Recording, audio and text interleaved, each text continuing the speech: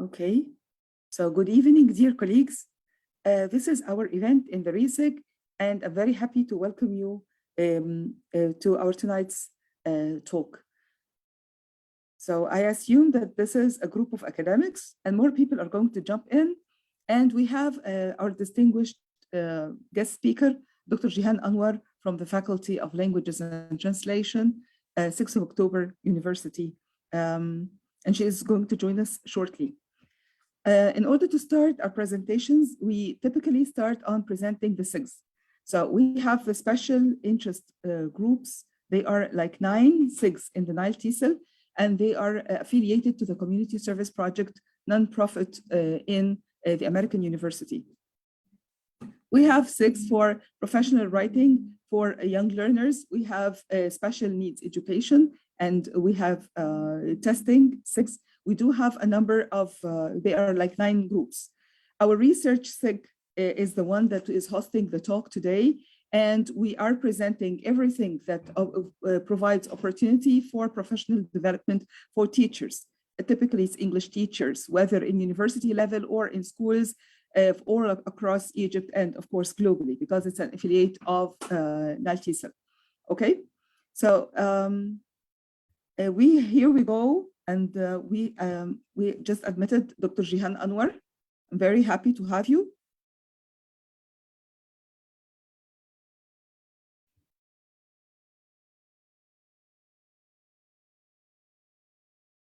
Okay.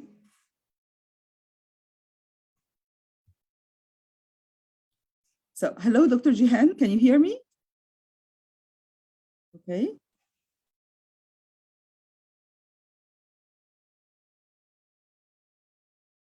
Okay, she's still connecting her audio.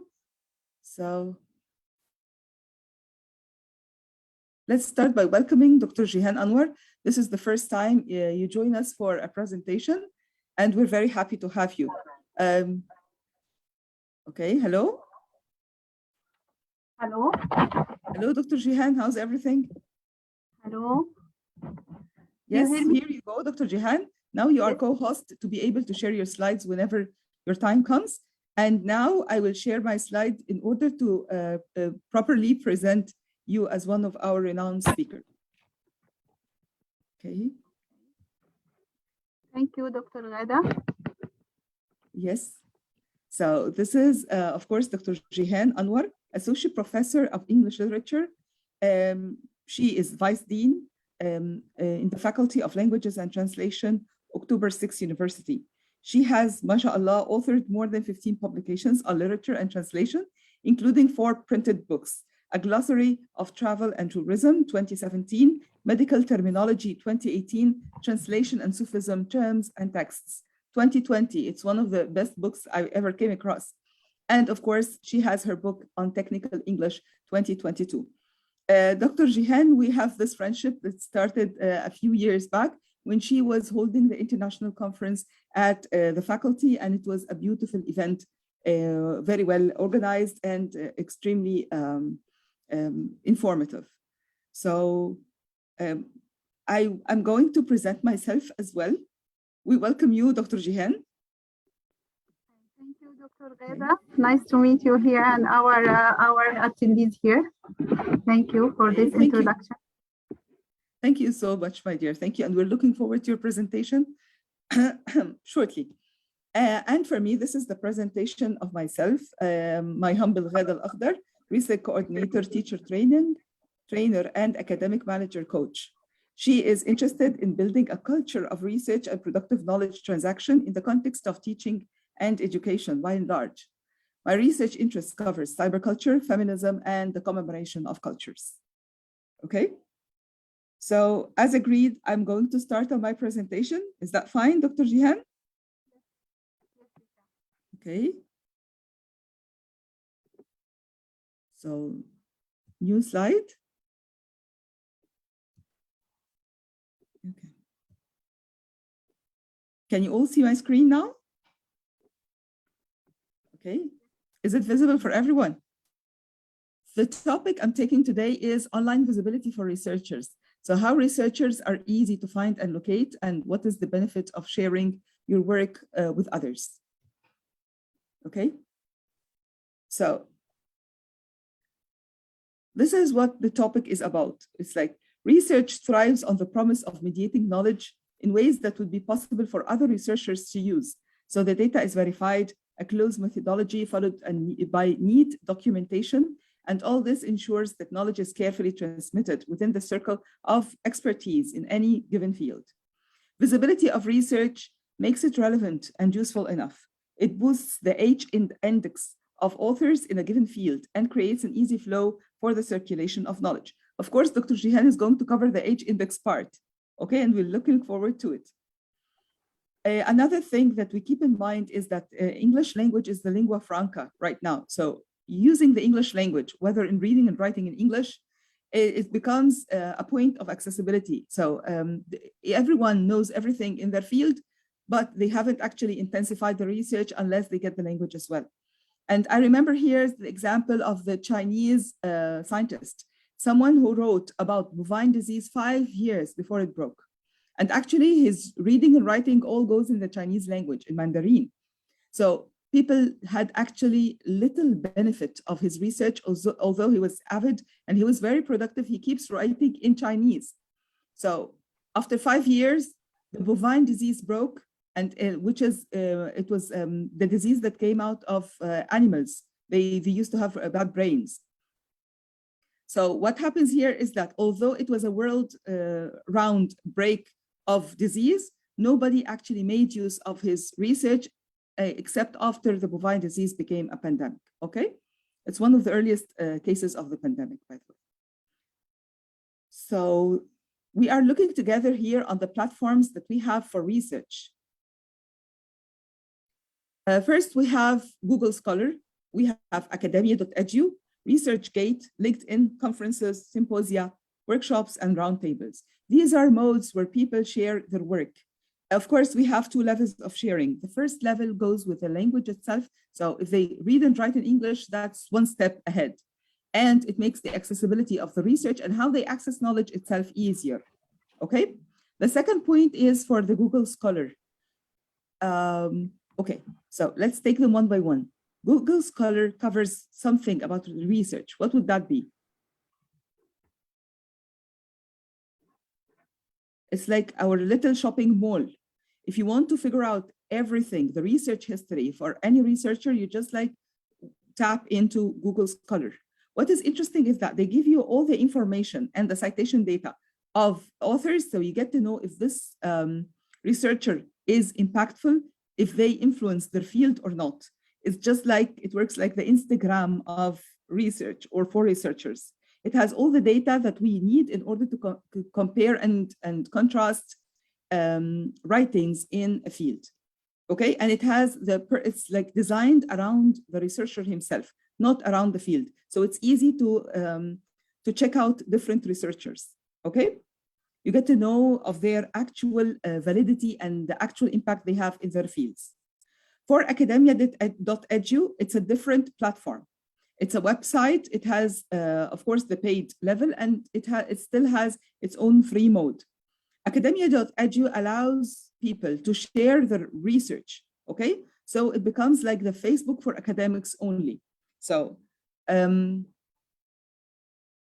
okay, but it's the Facebook for academics only, and it's easy for people to use and to check out other academics. And it's like I think it's Google Scholar and academia.edu, they help both ways. They accept in your academic email, and they directly feed into the academic ranking for your universities, Google Scholar being the more formal platform, okay?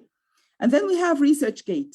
We know that ResearchGate, for example, is interesting for students and researchers, and it has people from the population of the world. So it's actually the global south, everybody is there, and it equally accepts students. So we always have this urge to prepare students and train them on writing research. ResearchGate would be one of the best platforms. Google Scholar, Academia, and ResearchGate have common denominator. All of them host the actual work of the researchers. So people can upload the research work for free, where it is accessed through subscription in different other platforms. Could you see? So you can go and send an email to the researcher. He sends it directly to your inbox, or you can just like download their work and it's totally there and accessible at the platform. Okay. ReSearchGate is the most populated. It has the most known hits, and it is the least formal, and it includes a lot of students too. So Google Scholar, because it uses the verifying email property that you have in your academic institution, it only allows scholars. Okay. If we go to LinkedIn, LinkedIn is known to be the business set. So people can showcase their academic and social work all the time. They see how they connect the personal and the professional and get to present it in a professional way. So LinkedIn is mostly about, okay. So LinkedIn is mostly about showcasing for professional reasons and helps people like collaborate on transferring their skills. So if people are academics and they stop wanting to be academics, they want to go and join the job market in different ways, they can go through LinkedIn as well, okay? Because it's just like, it helps people connect their files and to organize the way they address the market. So this is LinkedIn, and it's very interesting for scholars and for people of businesses alike. We have the actual other platforms that we use for our work, because you know that academic work is mostly writing based. So we have fewer and fewer moments of interaction. So conferences, for example, these are like requirements for academic development. So people can get to have their ideas in progress or their full papers, and they give short presentations in order to test their ideas through academic audience. So what happens here is conferences are a great way for people to get to know each other, to talk over a coffee table, sometimes to talk in between the sessions. So they get to know the good presenters, people who have brains. And of course, it's like a better showcasing for our work, okay? And people get to test their ideas and they hear feedback, instant feedback from friends. Conferences actually would be the space that is expanded if we use social media for academics. So I would always look at conferences as an instance of Facebook for academics or Twitter for academics.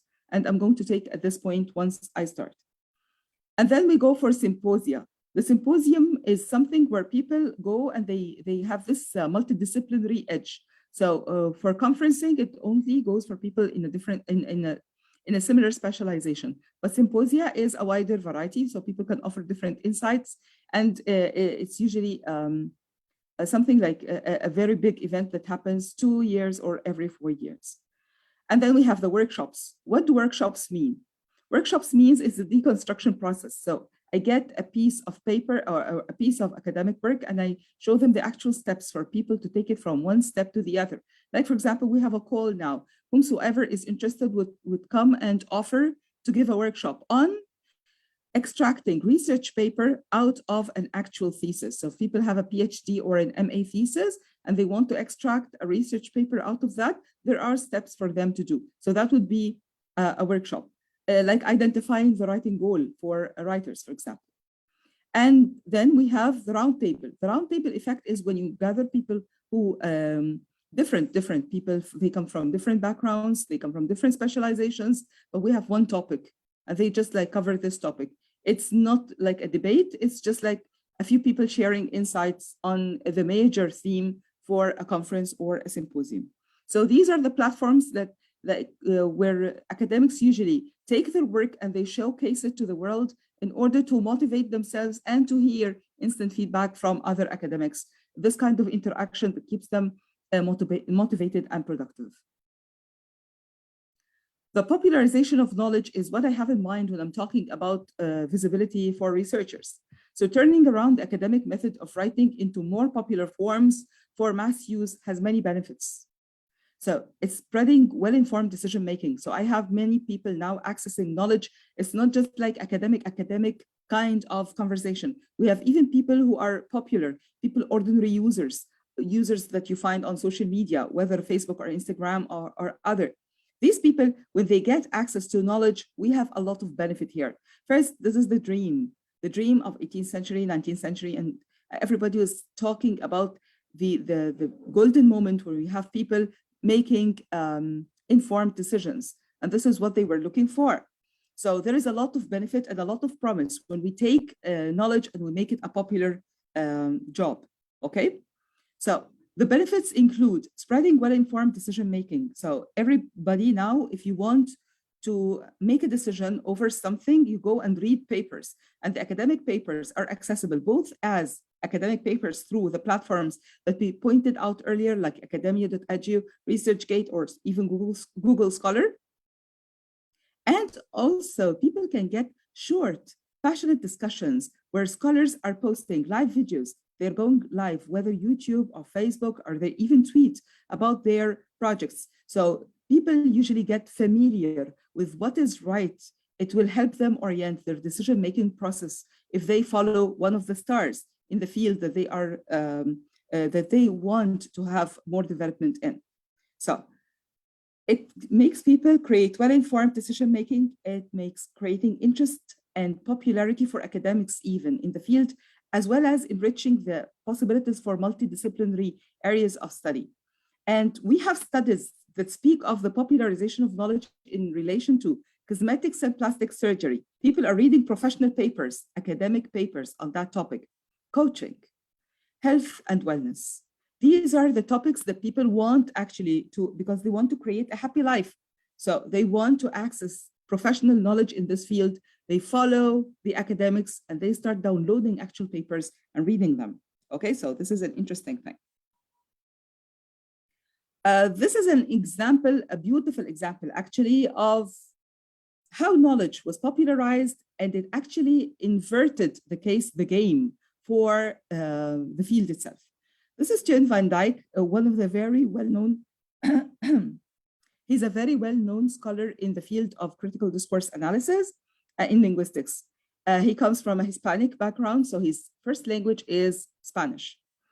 The guy joined on scholarship American universities, and he started the elite field of linguistics in language studies, okay? Gihan van Dijk took on the mission of opening up a website on his own. I'm talking about the late 90s. He has a website of his own, okay? And he would upload all his books, all his articles, and he would even upload extended videos of his lectures in the classroom. So that was the earliest idea of the MOOC, the courses that are offered for free on the website for the universities all across the world now. And this is where you have the major population of Coursera, the free courses that universities are offering, along with other paid ones, of course. But Gihan van Dijk would do this in his own website. He would upload his videos, he would upload the lectures, the lecture notes, his own reflections, his own articles, and his own books. So if you visit the website, it's very rich and he makes knowledge very accessible. And this is why, I mean, it's like no surprise, 10 years in, we know that critical discourse analysis is one of the most commonly visited fields in linguistics. So it's not an elite kind of knowledge any longer. More people are getting access to the knowledge, more people are getting access to his lectures. It becomes easier, people love it, and it becomes popular, okay? So this is something that he started, and even before, so this is the promise that we have for social media. We want everyone to access knowledge easily, and they feel a passionate connection to it. They feel that there is a human element, so it's satisfying and motivating for them as well, okay? So these are the social media platforms that we have. I always think of Facebook and academia.edu. So you have the A for academia.edu and you have the F for Facebook. Facebook is mostly populated by ordinary people and mostly in their 30s and mostly in their 40s. Did you see? But for academia.edu, this is the Facebook for academics. So academics only meet academics there. They only talk to academics there. Did you see? And they only share academic stuff. And then we have the LinkedIn, the professional thing. It's like how they position themselves in the market in order to be interesting enough for people doing projects or for people who are trying to promote like co-authoring or books or stuff like this. And then we have the Twitter, when people are lonely on their own, they are typing in a sentence or two sentences. okay, in order to reflect their own interest, okay, and of course attract followers. So if we look for social media and the dissemination of information, I would always state Teun van Dijk as one of the earliest examples, because the guy had the properties of social media all go into his own website, but that was not social media. So social media actually can intensify the idea of the social connection. It can give you a lot of visuals, give you media, it makes people connected. And there is this sense of humor. Sometimes we're sharing a lot of memes, we are sharing a laugh and not just information. So it makes it really vivid and social. So connection and speedy access made it possible to deconstruct and share the details of research and academic knowledge production processes, workplace challenges, and the social context of the academic productivity, okay? So these are the quality of sharing here. This is higher. They're not just like sharing the fruit or the end product of their work. They are sharing the processes. So you have people talking about the reviewers, people talking about the writing process itself. They would even talk about workout in order to push away or to boost someone's energy to read something that they don't like, for example, okay? They also rant a lot about academic workplaces. They would speak about, for example, diversity population in universities. And they would also give the social context for academic productivity. So we have Facebook, we have Twitter, we have blogs that are the most common platforms for researchers to spread and share their academic interests and to create social support for their work. So sometimes they would hit a project, they would get invited to writing a book chapter or something like that. Twitter, being the most widely used social media platform among scholars, is ironically 140 character post long.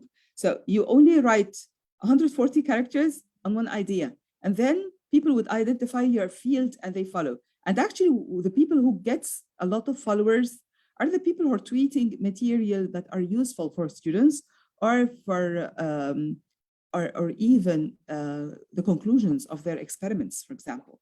Okay, and this is the difference between Twitter and blogs, and we're going to step into that shortly. So converting research work from paper-long production to a sentence-long shareability reveals interesting findings. So tweeting on research keeps the academic interest and productive, where good ideas are instantly celebrated. So you find so many tweets, you know, it raises instant reaction. So what happens here? You know that you're on the right track. You know that there is a demand or an interest for your research project. So it's a good testing area. And also people get to access knowledge and becomes easy for them, regardless of distance, okay? So it's just like expanding conference spaces and making it more immediate and frequent.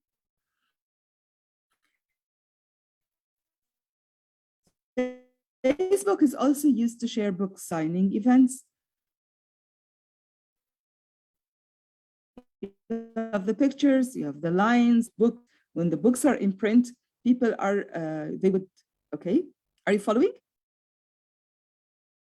I have the screen notification that there is something about the sound. Okay. Are you following, please? Yes, we are following. Okay.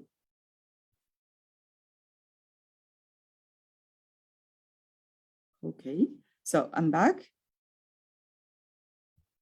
Okay. So you have action and passion that makes for the motivation and keeps feeding their interest through creating a community of followers and offers opportunity for sharing academic activities and writings, okay? So people get to be interesting, they get to find interesting things, they get to just like share the vibes, they get to laugh a bit about the challenges that they have writing. So it makes the thing itself, it takes away the book signing event from the delayed gratification slot into the instant gratification slot. It becomes part of academic life and leads to suppress depression and rhythm of our life. It used to be is that people keep writing invisible for years, and then they come out with the book. Okay, so this is delayed gratification that would actually compromise their self-confidence and would lead to depression as well. Therefore, taking research visibility online allows for emotional and social support and keeps motivation going and allows researchers to track and follow up with academic production in their field. Okay.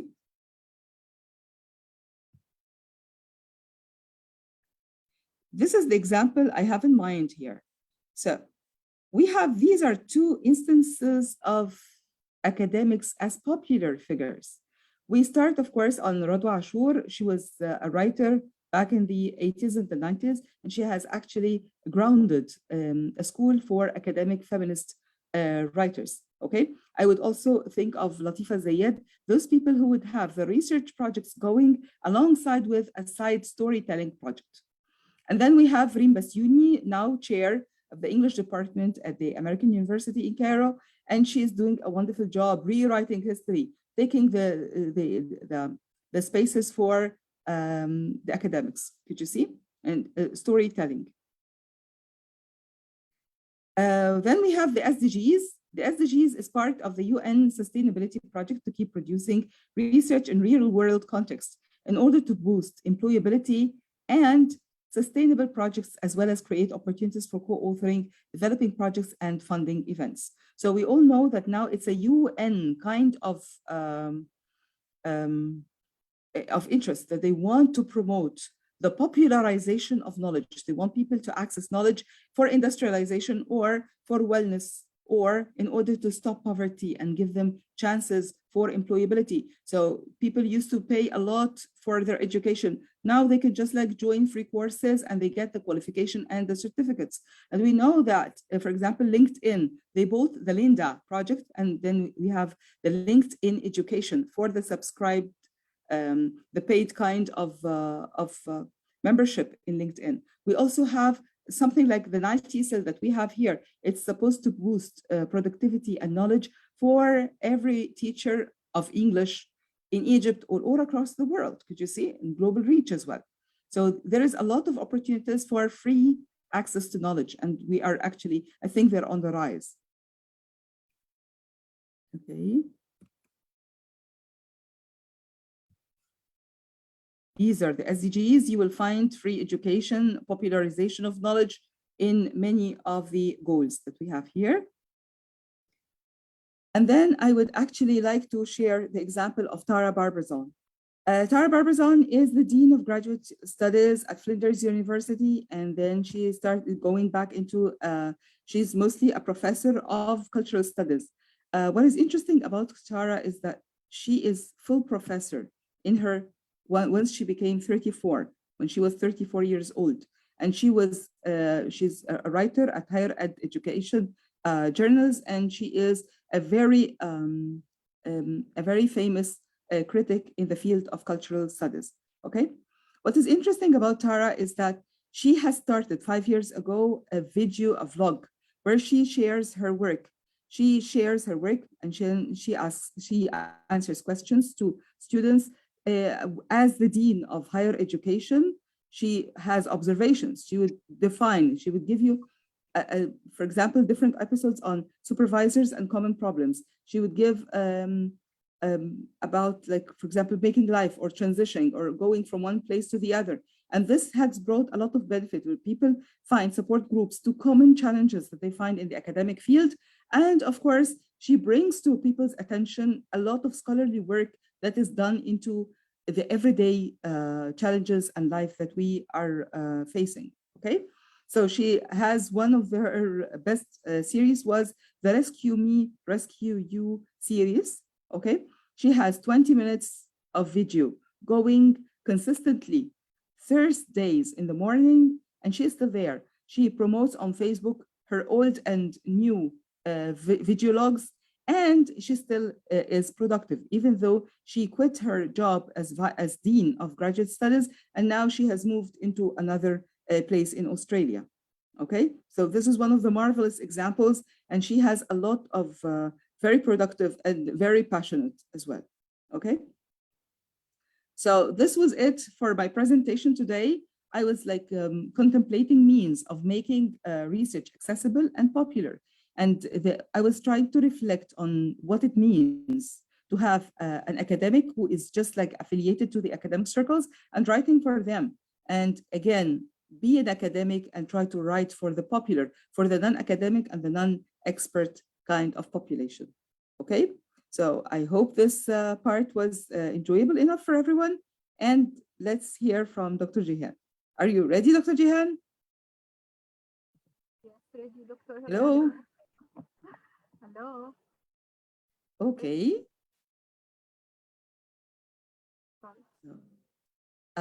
Please share now your screen. Hello? Very good to see you. Okay. Okay. So thank you for coming, Dr. Gihan, to the camera. And we're looking forward to your wonderful presentation. تفضلي. Thank you.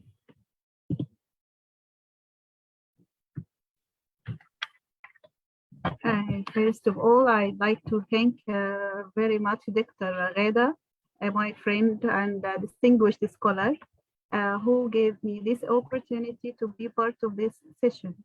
And let me express my sincere appreciation for your insightful presentation. Because it can be described as an integrated part with what I'm going to deliver now, or let me say it summarizes some slides now to present. Challenges for international research publishing in humanities. First of all, I'd like to define first what is or what are the reliable journals. All international journals must be indexed, which has ISS number or our international standard serial number.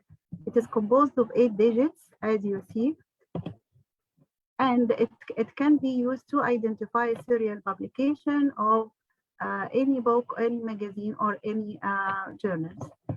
The reliable journals are also citation-referred scientific journals. The manuscript is reviewed or evaluated by specialized peer reviewers.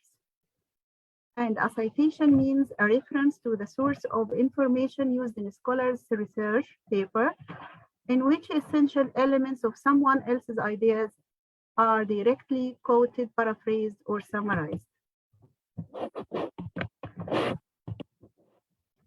Reliable journals are divided into two parts or two journals: scientific periodicals and electronic scientific journals.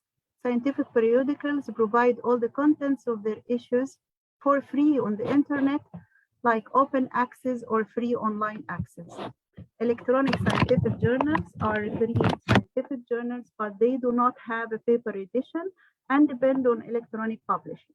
They are often interested in the impact factor, accredited, and has a great influence. Some indicators to evaluate the value and the quality for scientific journals and periodicals. The first element is impact factor. Journals with higher impact factors are therefore noted to be more important and influential than those with low impact factors. And we are coming here to express or to explain what impact factor is in the next slide. The second characteristic of evaluating the value and quality of scientific journals is the number of citations for research published in the journal since its inception, and how long it takes for papers to start being cited by other papers. There are some institutions such as Thomson Reuters Foundation that calculate such metrics in each academic discipline and arrange the journals accordingly.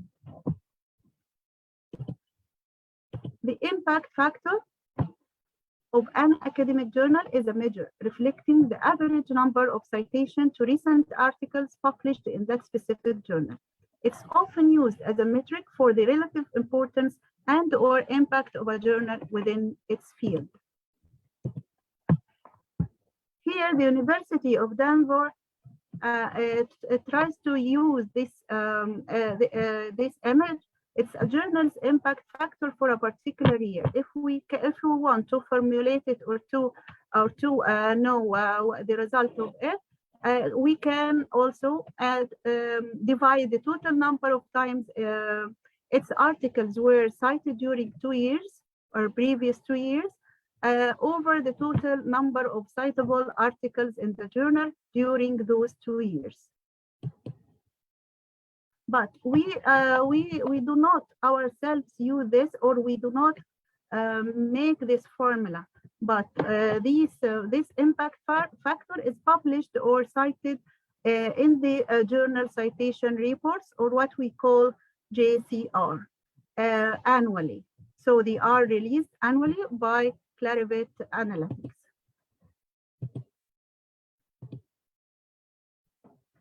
By using this website, or the site, which is www.researchp.com ranking, we can know how or what is the impact factor of the journal specified.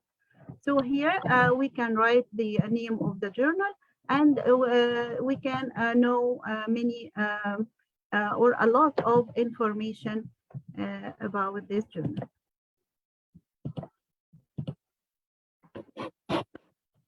Another indicator is the Schemajo Journal Ranking, or SJR. From this website, www.schemajo.ir or journalranking.com. SJR is a measure of the average scholarly impact of journals. It measures the number of citations in the article of journals published in Scopus over a 3-year period and the ranking of the journal. Elsevier is the owner of the Scopus database. Scopus classified journals into 27 main specialization lists, from which 313 specific specialized topics emerge, and it also classifies journals according to its orientation. Here, the Schemajo Journal rank interface in the website, from which you can write the journal here, or you can write the subject area to search for a specified or a specialized journal.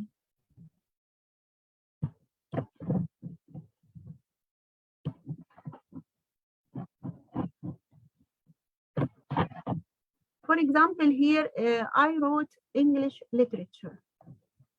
So it gives me many journals like this in the subject area. So the first one, studies in English literature.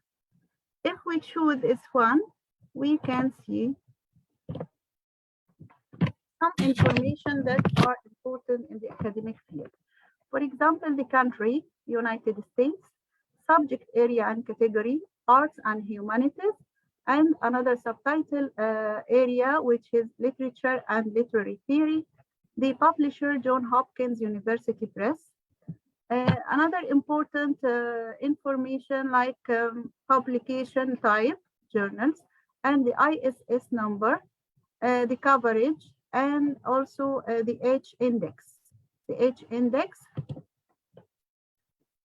And then if we want to know a lot, many other information, you will find these are many journals are categorized and give you this data. The author's H index. The H index or high index or Hirsch number or Hirsch index was suggested in 2005 by George Hirsch, a physicist at San Diego, as a tool for determining theoretical physicists' relative quality, and is sometimes called the Hirsch index. The H index is a measure for of the number of publications, which is the productivity of the number of research papers, as well as how often they are cited, or number of citations, which should be greater than or equal to H. For example, if you have 3 publications cited 3 times or more, and is a H index then it would be 3. Another example, if an author has 5 publications with 9, 7, 6, 2, and 1 citations for everyone respectively, ordered from greatest to least, then the author's H index is 3 because the author has 3 publications with 3 or more citations. However, the author does not have 4 publications with 4 or more citations. H index is the author's success indicators, such as winning the Nobel Prize, being accepted for research fellowships and scholarships, and also holding positions at top universities. But it is not only confined to individuals, but also now the impact factor or the H index can be given to or applied to the productivity of a scholarly journals, as well as group of scientists, such as department or university or even a country.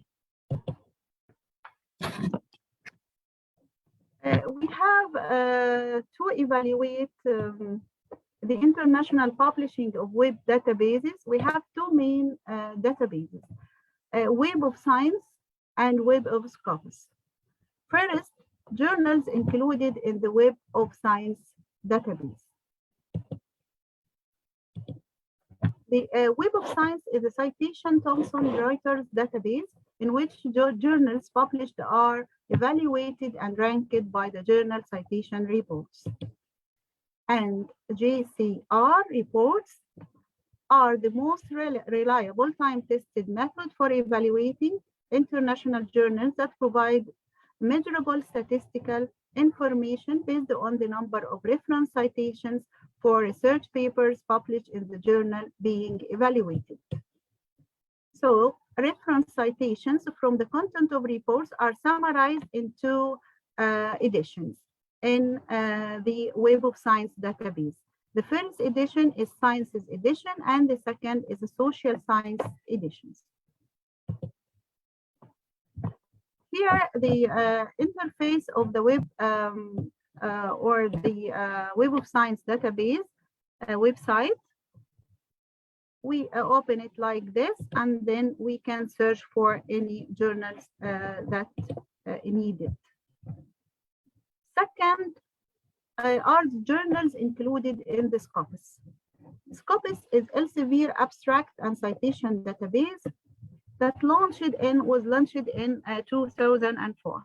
Scopus covers a lot of titles, publishers, and peer-reviewed journals in top-level subject areas like physical sciences, health sciences, and less coverage of social sciences. And this may be the first obstacle we say or state here about the publishing in social sciences and in humanities in general.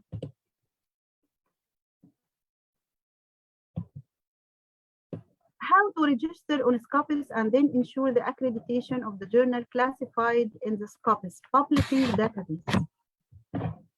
Sorry for databases not correctly written. By searching the Egyptian Knowledge Bank, EKB, on this site, www.ekb.eg,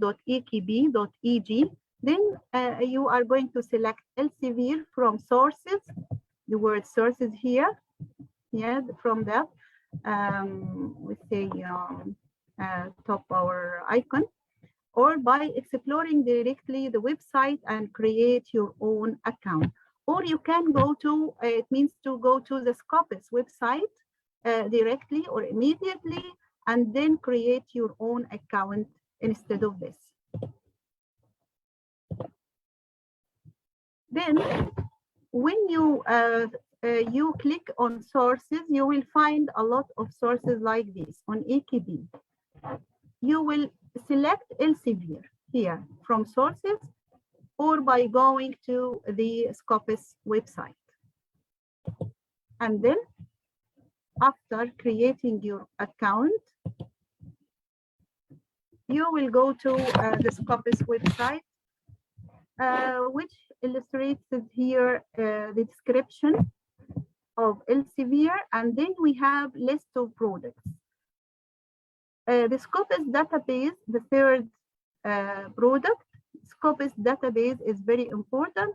You can click on it to explore the database or the many researches of that database. And after creating your own account, so now it's possible to browse and Scopus database, and it's also possible to verify the accreditation of a journal. You can now identify it and to search for an author, publisher, or published research paper, by searching for the title of the journal and the serial number of it. By clicking on this website, www.scopus.com. Here on the Scopus website, you will find here the author search and then sources. The author search, if you want to search for an author, identified author, or you want to explore or browse the resources, here you can click.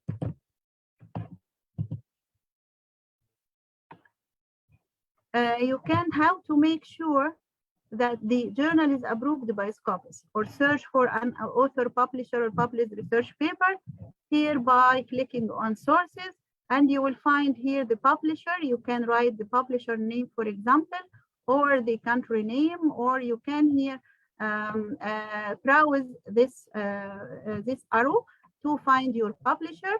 If you do not know it exactly, you can, or you want to write its name, you can write it here in enter publisher name. And how to make sure of the publishing rules and instructions of any journal by Scopus. We have in every journal website manuscript preparation guidelines. So the author should submit their manuscripts to the editorial office of a certain journal after applying these guidelines that clarify the formatting instructions and writing style. Then be sure that your manuscript conforms to the objectives and the scope of the journal. And this is very important. And the name, and try to be sure that the name of the publisher is evident and the journal publication is continuous. To know or to talk about the objectives and the scope of the journal and how the manuscript can be rejected for this. I myself sent or submitted my research paper to a journal which is called Written Communication.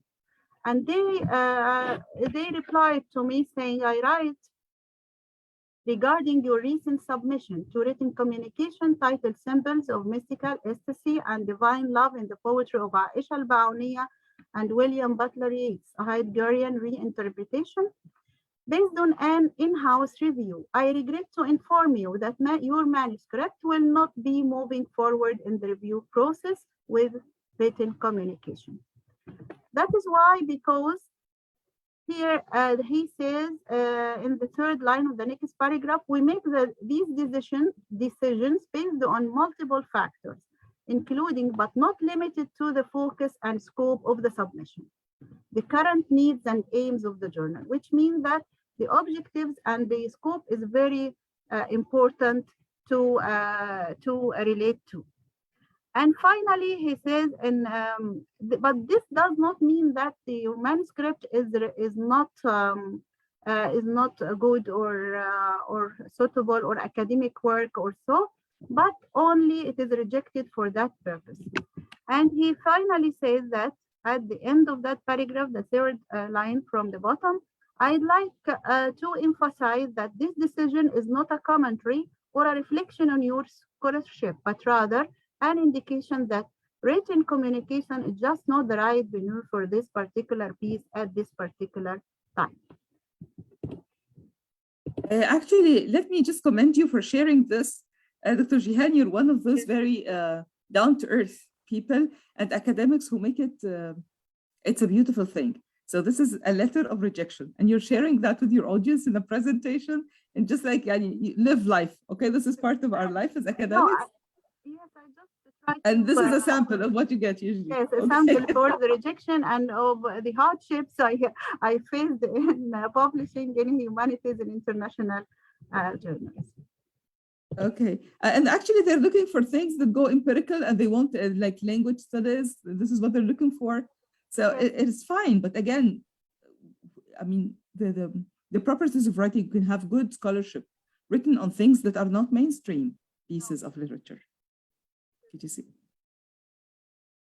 If you want to search for the name of certain author, you can write here the author, the last name of the author. For example, I wrote Mustafa. Author first name Muhammad. Then you can search for a certain author by writing his ORCID number. The ORCID number, you can create your ORCID account ID. You go to the website of the orchid.com and you can create your ORCID account ID number. And after you make your or create your ORCID number, then they will send to you a verifying email that tells you that your 16-digit number ORCID number is كذا ويكتبوا بقى. It will write to you and it is an ID. So here Mustafa, when I searched for Mustafa, I found a lot of names that is called Muhammad Mustafa. So here Mustafa Yasir Muhammad, and then Mustafa Hassan MA, and so on. So many names repeated.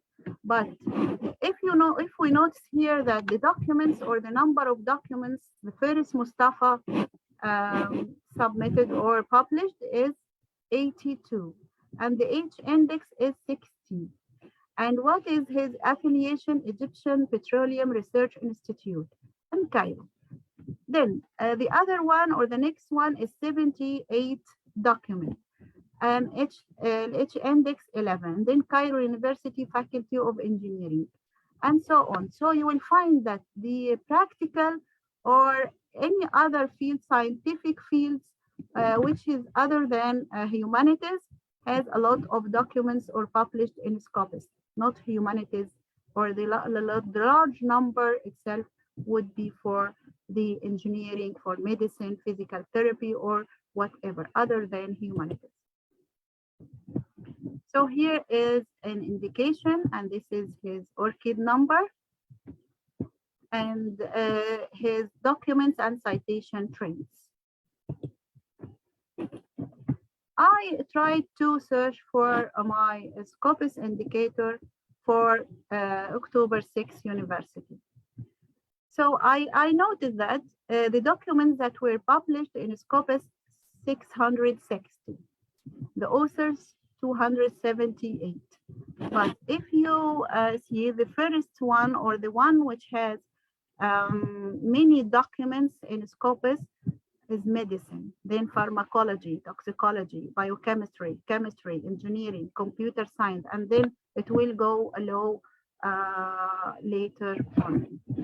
And from this we'll find that medicine here and the order of them. And finally, you will find humanities is so little, social sciences 13, for example, and then I don't see the decision sciences, economics, finance, and so 1. So it's not like the medical fields or the engineering ones or technical fields. How to search for a journal with the title, abstract, and keywords. Here we have this website, journalfinder.elsevier.com. If you access this website, you will write here your paper title, and then will give you many or specified relevant journals. You can also use the paper abstract. You can write your abstract here, and it will specify relevant paper, relevant journals, or by the keywords or field of research. The most important publishing houses that contain magazines or journals that have an impact factor and are free to publish, like Elsevier, Springer, Wiley, Taylor and Francis, Nature, Emerald, and some major publishers and their websites like Blackwell, Hodder Arnold, Reed Elsevier, Sage, and Taylor and Francis. Other websites for the impact factor, journal citation reports I told you about, and Global Institute for Scientific Information, which is called ISI or GISI. Journal impact factor, this is the website. You can also explore it, browse it to find the impact factor, and the EGN factor CN. Here for first submission, if you have your manuscript now and you want to submit it, you found your journals, and then you are going to submit your manuscript. For first submission, this is another journal of world literature. You will create your own account first, and then you will write your username, password. Will log in as an author or reviewer, editor, or publisher. Then for the first time or for submitting a manuscript, then you will go as author login. Then if they tell you or let you review some manuscripts later on after publishing with them, then you will be a reviewer login and have your own password and so on. After finishing the maybe 10 procedures or 10 steps to submit your manuscript, then you will find your manuscript here is going to be settled on the on your page on the journal website like this. So here, Symbols of Mystical Ecstasy and Divine Love. Now it was submitted in June 12 and so on. Then how many manuscripts here or how many submissions? We have only total 1. They will send to you a confirmation email that tell you that we have received your email and it is in progress. And if you want to check the progress of your paper, visit this site. And if you want to, and this is your username and password. And if you want to change your own password, you can go and visit there. How much time does it usually take, the reviewing process? Review process may not take a lot if it is paid. It's a journal or a paid journal. And it will send to you a mail immediately, maybe after 2 days or so. Okay, so the paid kind of journals are the open access ones. Yes, but always with rejection, or with payment, a lot of payment, as we will see now. For new submission, this is another one, written communication. I know now my password and so, and then new submission. Here I submitted the first one, and then start with a new submission. You can submit more than 5 manuscripts. Some questions and answers. What's the period of publication in the journal? There is the rapid one, which takes up to months, or the one that takes from 6 to a year. How can we know the duration of publication? Mentioned on their website and the details of the average publication period. Can the research be sent for publication in 2 journals at the same time? No, it's not legal. What's the most important factor in rejecting the manuscript? It is only plagiarism. If it is rejected only for academic purpose, it is only plagiarism.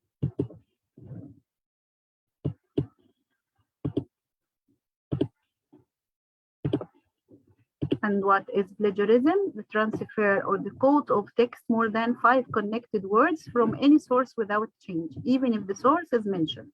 In addition to the use of pictures, tables without mentioning the source. And if the text was quoted from the same previous author's research paper. And how is plagiarism tested? There are specialized software applications used by journals, and the researcher should make sure to check his or her manuscript through sites such as Plagiarism Checker. And these are some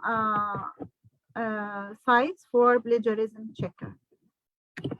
We have program.com.myfiles, with grammarly.com plagiarism.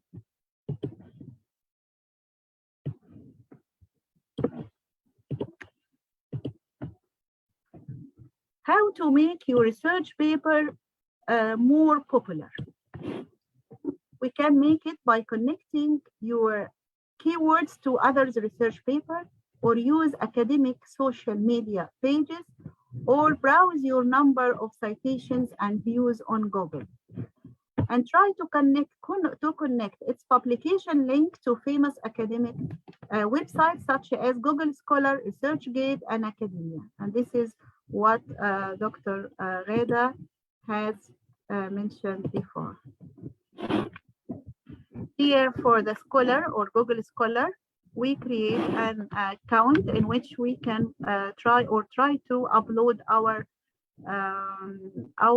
research paper, or to write the names, and then the engine will try to detect the journal itself and bring this link on this site. These are the research papers I have uploaded. On ReSIG, you can create also another account on ReSIG and try to popularize your work.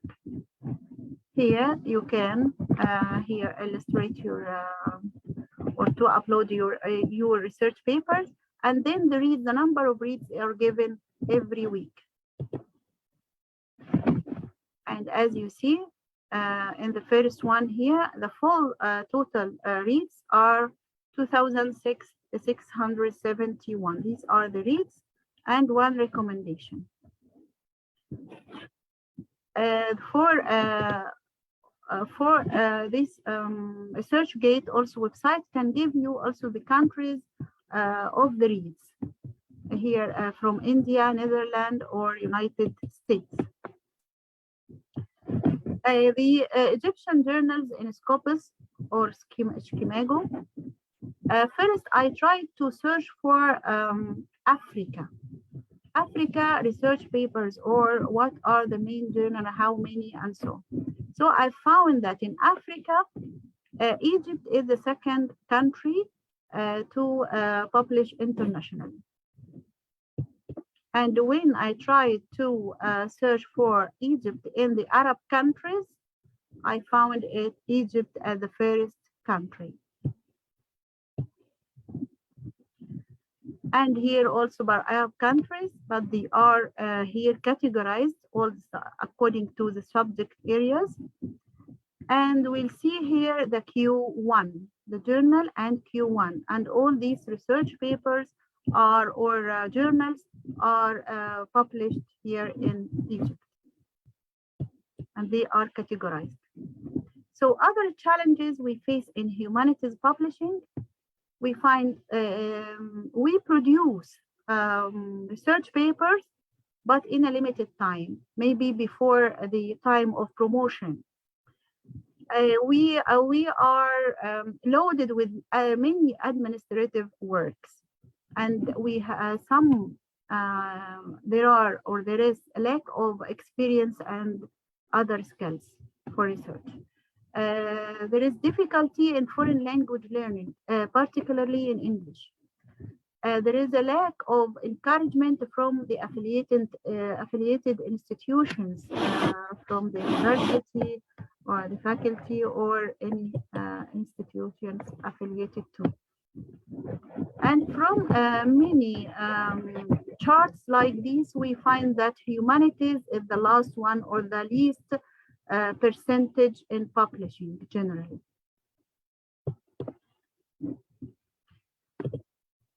In Schemajo also, or in Scopus, we find a lot of results that introduce the categorization of the journals. But when we found in humanities and social sciences reviews, for example, we find that these journals, but sometimes we find most of them not valid or pending, or even its last issue of Q1 is in 2019. This is my experience. I tried to publish using these journals, but I found all or most of them are not suitable or relevant now. So what is meant by the classification of Q1, Q2, Q3, or Q4 of accredited scientific journals?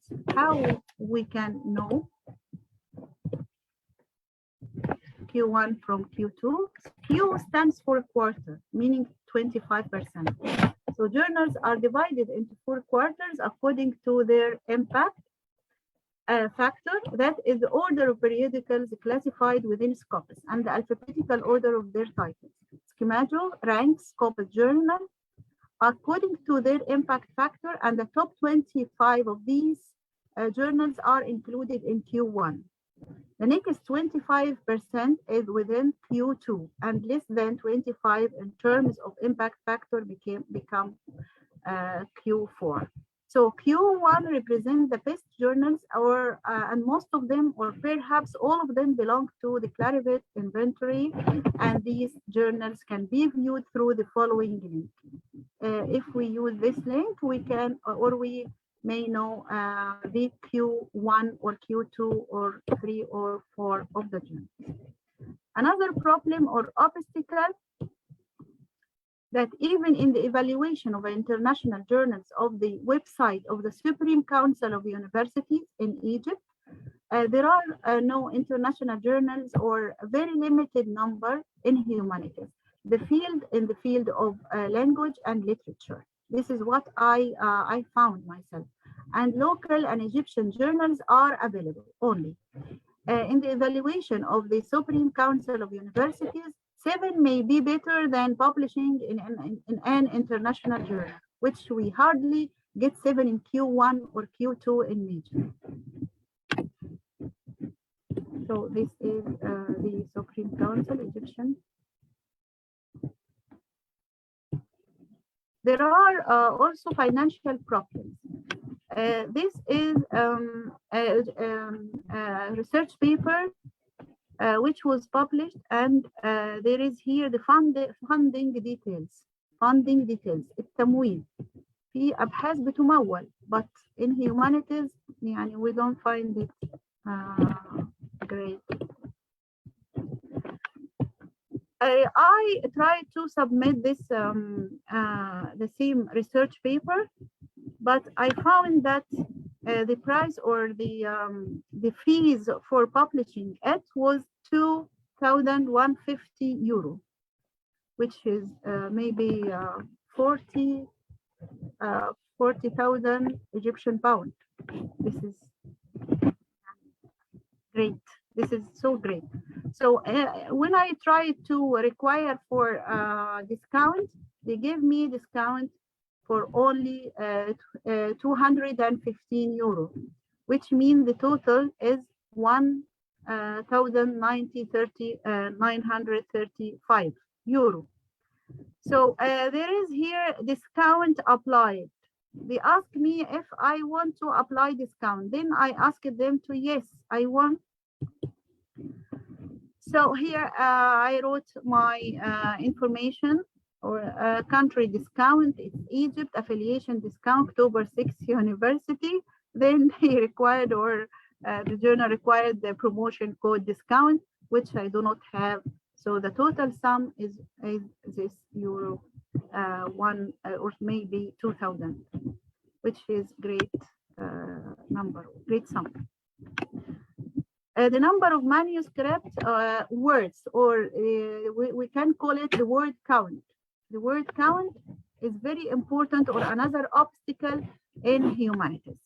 So here in that research paper in another journal, which is called English Literary History, they told me that in the second paragraph, while we are interested in reviewing this work, your submission in its current form far exceeds our maximum word count, اللي هو 20 or 12,000 words only, including all notes and end matter.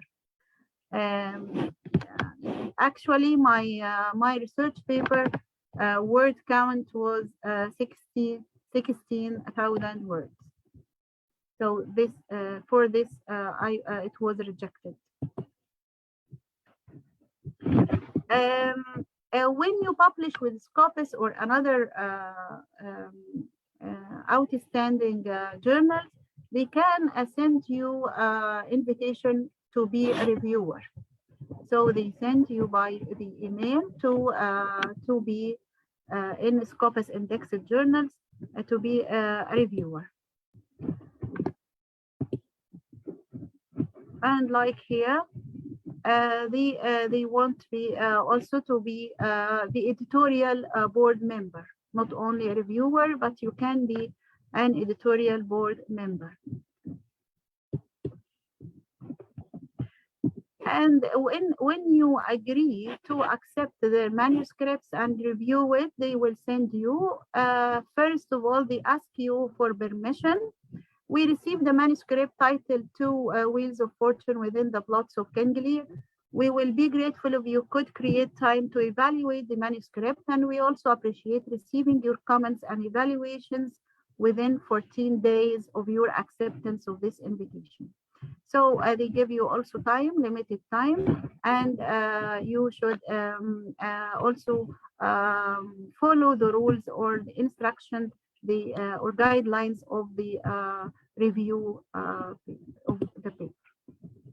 And finally, if you agree, they will send you a certificate of excellence in reviewing to urge you and to encourage. Thank you so much. And finally, I hope this will be beneficial to our listeners and scholars. And thank you all for your great being wonderful audience. Thank you for hearing me out, and looking forward to seeing you again shortly. Thank you. Thank you so much, Dr. Gihan, for your very insightful presentation.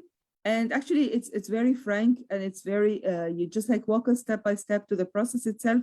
And thank you for sharing your letters and samples of the kind of emails we expect finding, the process itself of publishing, reviewing, editing the paid and the open access kind of journals. So this is a lot of information. There is a lot of details there to be shared, and we're sure we're going to take you over again and again. Our audience are on Facebook. We have like 12 people watching us on Facebook now. We have 5 attendees now here. Thank you very much for coming. And Wissam Morsi is sending you her greetings, and thanks you, just like everybody else, for this amazing presentation. It was amazing working with you again, Dr. Gihan. You're such a kind friend and a wonderful scholar. Okay, so as we get to meet later, I will send you the link for the YouTube video once it's streamed. And best of luck for today. Okay, ladies and gentlemen, it was a pleasure. Assalamu alaikum. Wa alaikum assalam. Do we have questions here? Yes, please. اهلا دكتور جيهان، حضرتك نورتينا في كليه التربيه. This is واهلا دكتور غاده. طبعا يعني we have already received the great benefits of this session. سعدنا جدا بلقاء حضرتك دكتوره.